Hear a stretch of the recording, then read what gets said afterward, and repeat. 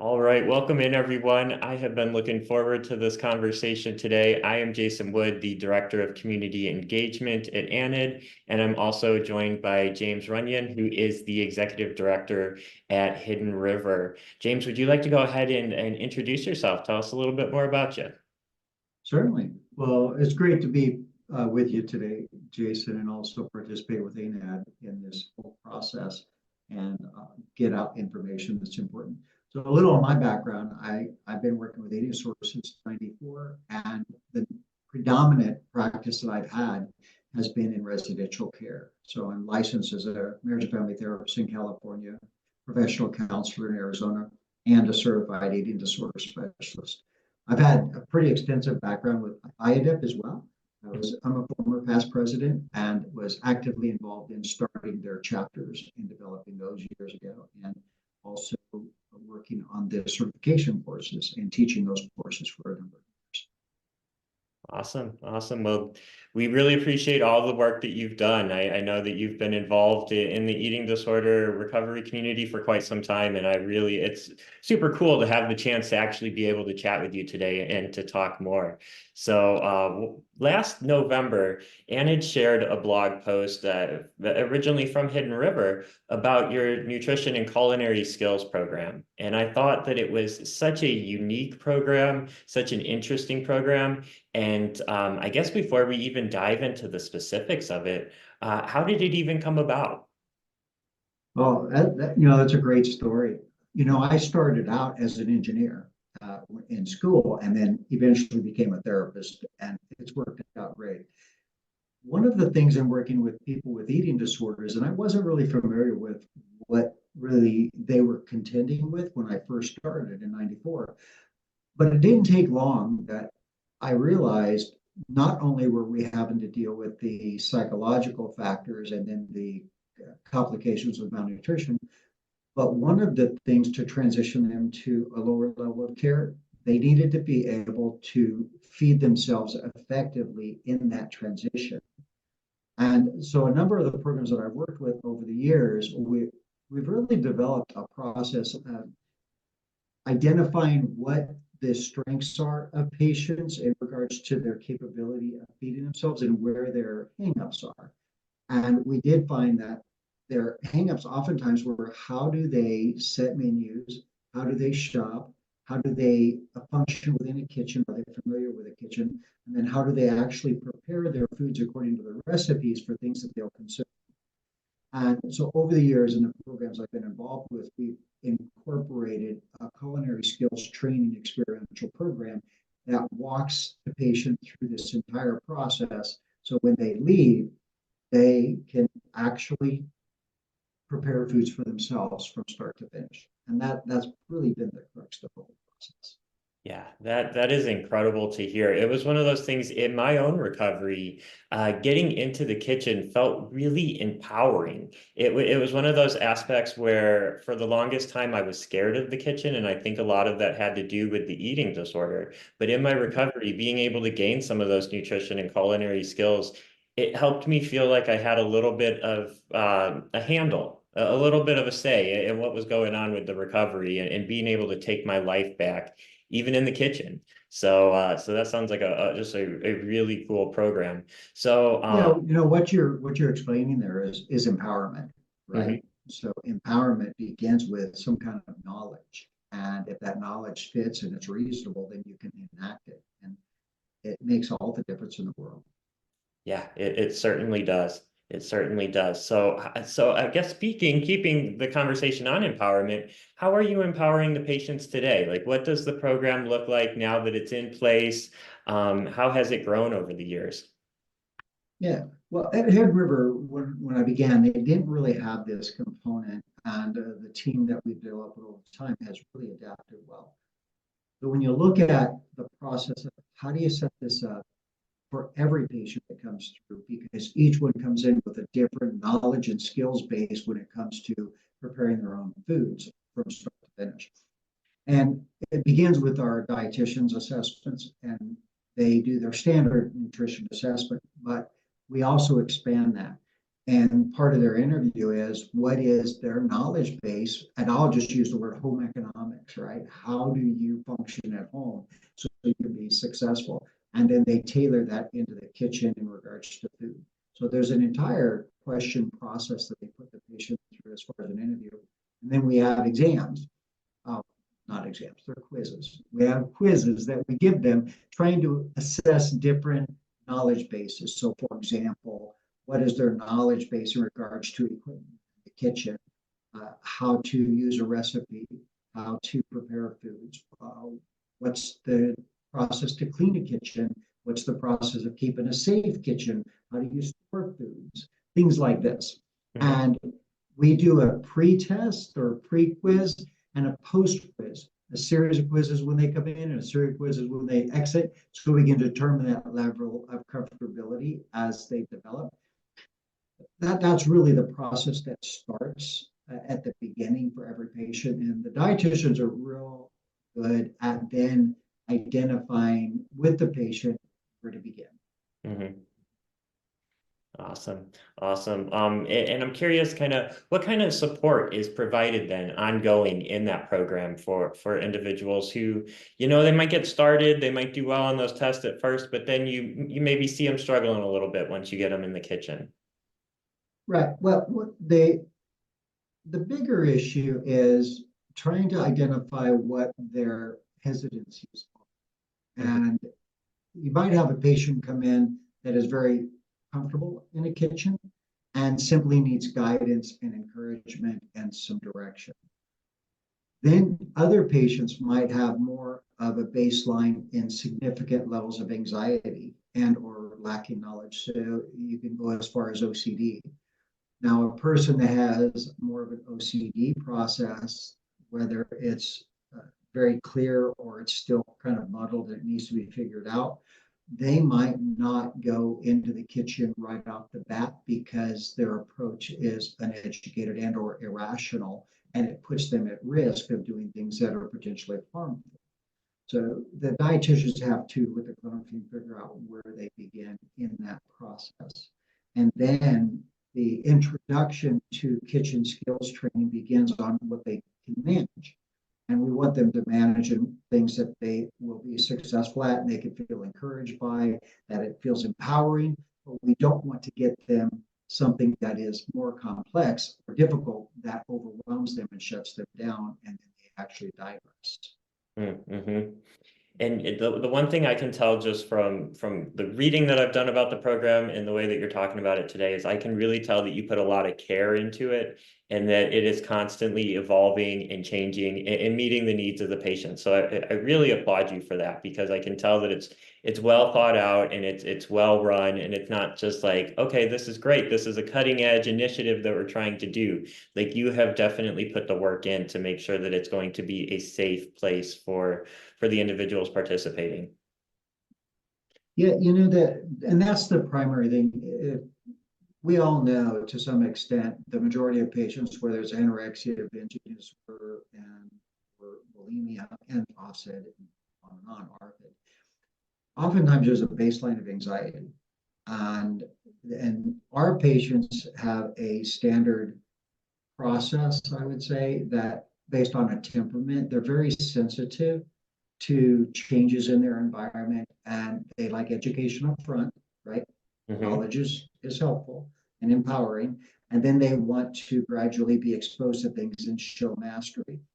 And we take a real close look at that process of anxiety. And when you're looking at an exposure response prevention program, you want to know where a patient begins. And so we took, for example, something such as carbohydrates. We know that that's a common thing that's either by far too integrated and they do too much, or they have completely cut it out of their diet and they don't do any at all. But carbohydrate comes in a number of different facets. It comes from your high end, I say high end, your more fear-based foods, which would be desserts in some cases, all the way down to perhaps a like a potato, right, which is just a different kind of carbohydrate. Or and then even in potato, you get different types of potato with different qualities of that, right?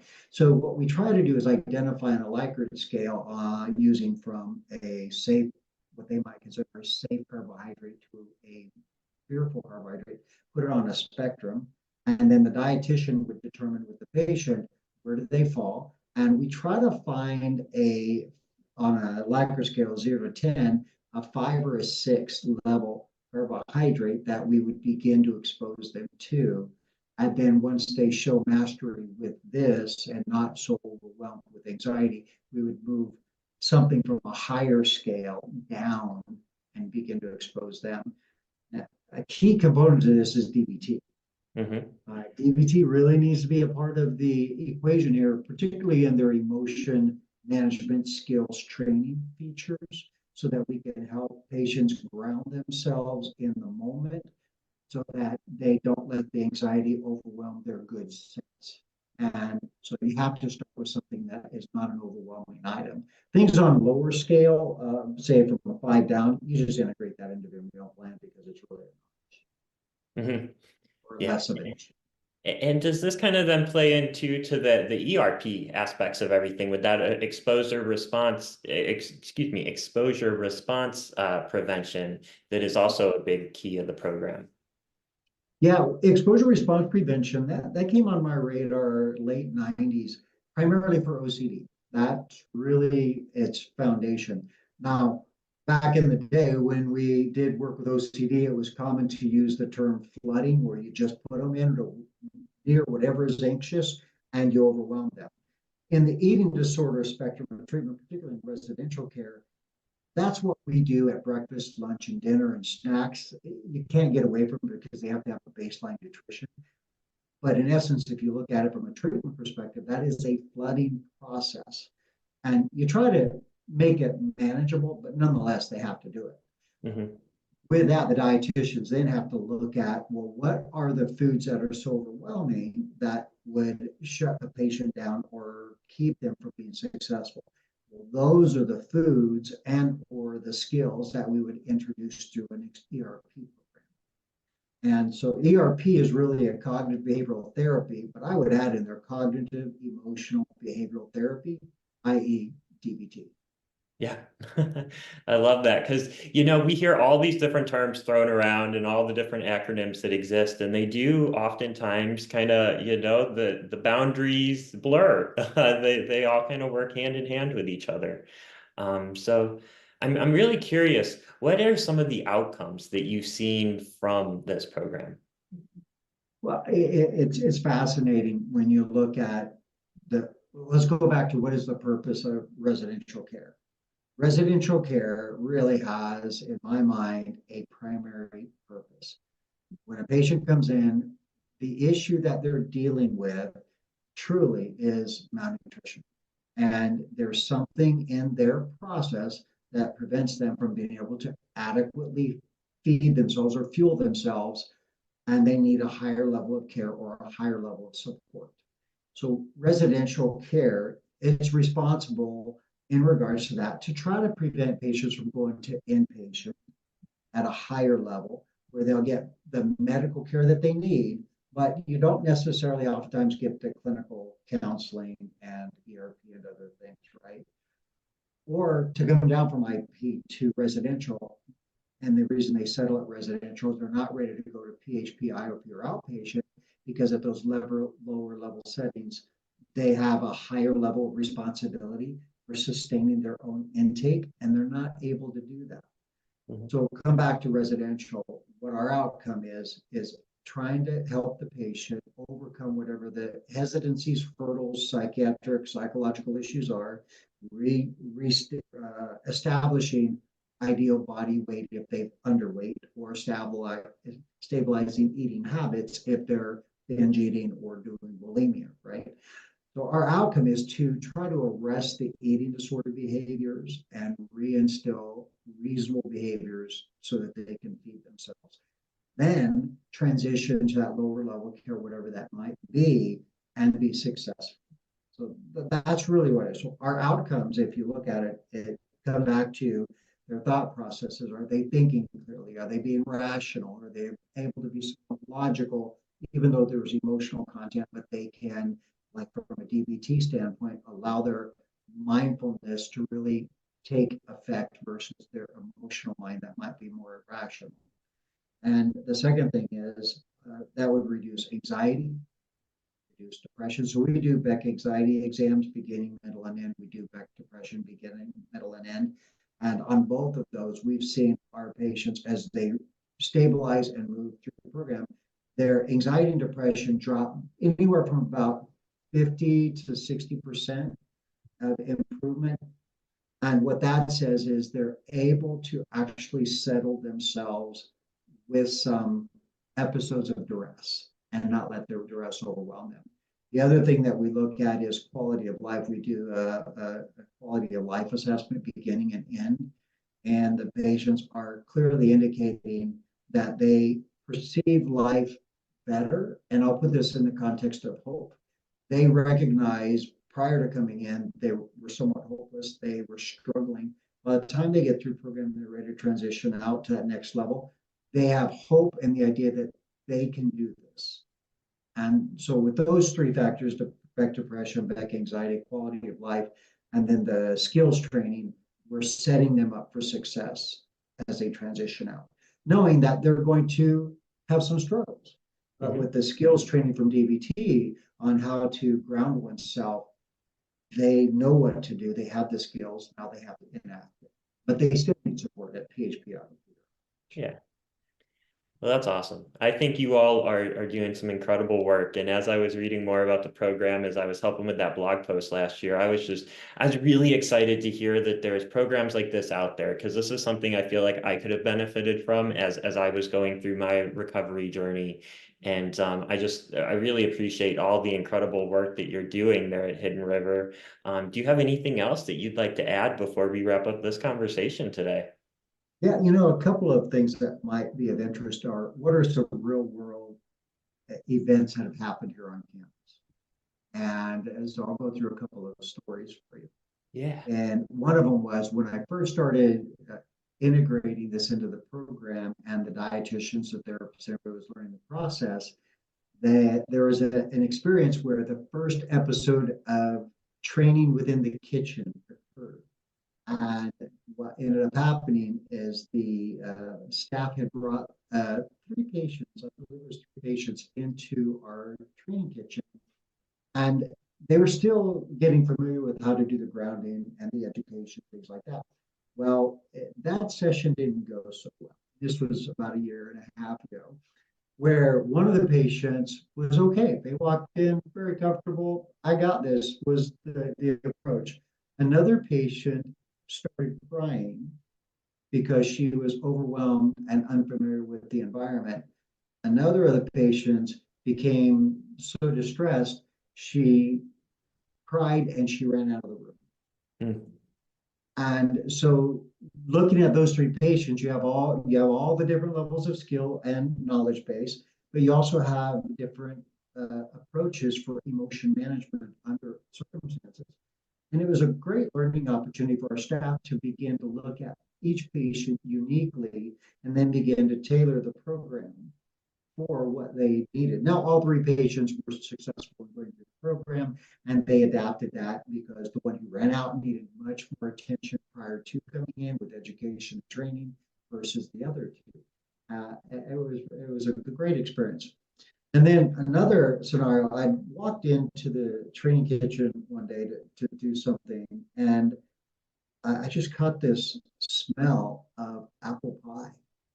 And I was like, what in the world is that? It had taken the dietitian aside and said, what are y'all doing? Well, there was a patient that was pretty familiar with the kitchen, but she never baked anything. And her family enjoyed family gatherings, and she wanted to bake a pie. And so they had gone to the grocery store, purchased all of the products, came back and had the patient make apple pie from scratch. And then was baking it that day I walked in. And that was her goal prior to leaving, because she wanted to share that with her family, not that particular pie, but that she could cook a pie when she went home. And I thought, that's just a win when you're thinking of not only the challenge of a dessert-like food, but the patient was thinking in terms of she would like to do this for the relationships of her family. And when you really try to determine what is our purpose, I would say that encompasses the purpose. You can see where patients started with the three. You can see where one ended saying, I want to benefit my family and have a relationship. And if we've done that in residential care and they're stable and they have the skill set, it's a win. Yeah. That's the way I look at it. Oh, those are the stories I love to hear. That is just amazing. The next time I smell or have an apple pie, that's immediately what I'm gonna think Yeah. about, celebrating that win with all of you, because that's pretty awesome to hear. So I just want to thank you so much again for the work that you're doing and for taking the time out of your day to talk with the ANID community and tell us more about the incredible stuff that you're doing. And anybody who's watching this video, we're going to tag Hidden River and you can keep connected with them. You can follow along and see how the program's going. And yeah, James, thank you so much for joining me today. No, you're so welcome. Really appreciate your time and having me on with you.